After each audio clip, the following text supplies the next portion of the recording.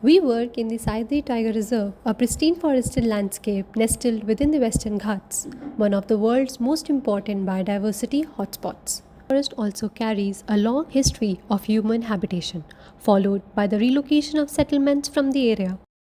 As these landscapes recover, an important question emerges. How do we assess habitat in its current state? Our answer lies in sound. We deployed passive acoustic recorders across habitat, a non-invasive approach that lets the forest speak for itself.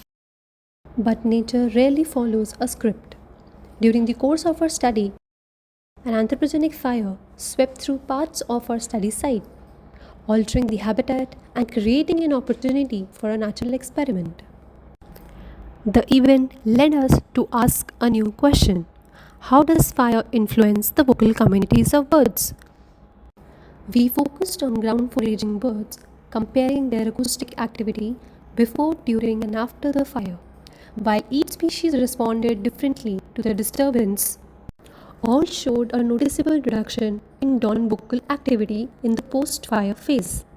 These shifts in acoustic activity are more than changes in bird behavior. They offer a window into how ecological communities respond to disturbance. Because in nature, empty niches rarely remain empty for long. Species constantly adapt, compete, and respond to opportunities, shaping the dynamic process of ecosystem recovery. And by listening to the forest, we have begun to understand that story.